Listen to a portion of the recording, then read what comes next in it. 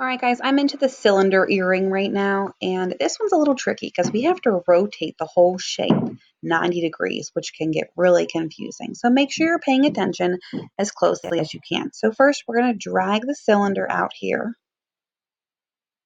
and I'm going to now change the size of it. My height is 2 millimeters, and it looks like the size of my diameter is going to be 10. So I'm going to change that to 10. Feel free to slow down this video as you need, start and stop as you need, okay?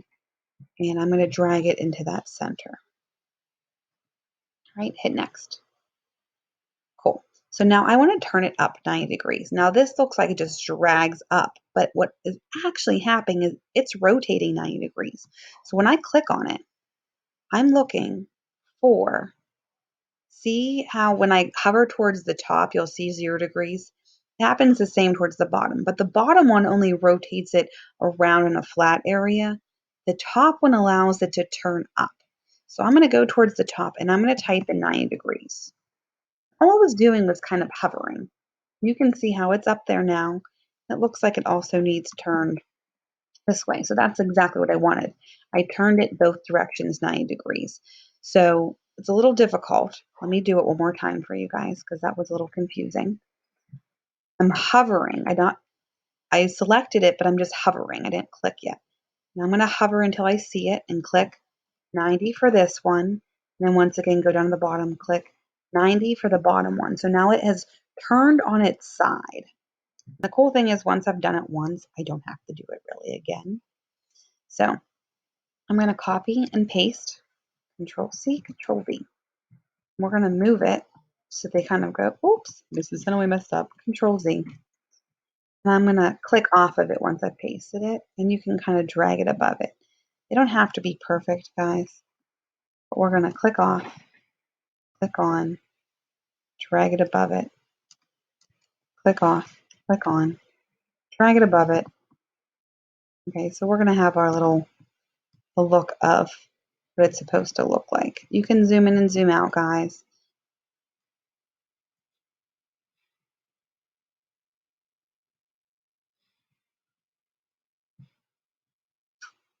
Okay, see I can move things up and down. What I'm going to do is I actually want to put them on top of each other and then use this arrow and drag it up. Okay, and then you're going to move it back or forward a teeny bit. Okay, so once again, move it so it's on top of it. And then use that top arrow and drag it so it goes up. Okay, it's okay if they're a little offset.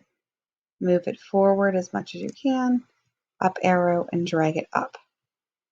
You can see how some of mine kind of are offset a little bit.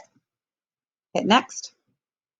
Okay, you're good. I went through. If you have 3, if you have 4, that's fine. What I'm going to do is I'm actually going to select all of these. I'm kind of going off the directions just a teeny bit, and I'm going to group them together. So now I have my basic look of my earring. One goes forward, one goes backward. If I were to rotate my whole shape around, you can see how some of them aren't connected. So Mrs. Suddenly messed up there. So I'm going to Control Z, and I'm going to undo the grouping. And now I'm going to grab it and drag it back so it's in line and drag it up.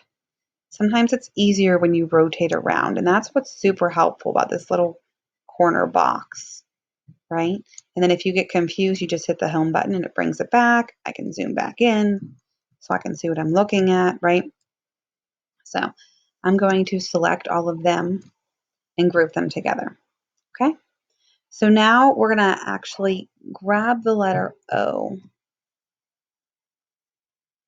okay, which is all I'm going to do is use the text tool and click, and I'm going to type the letter O.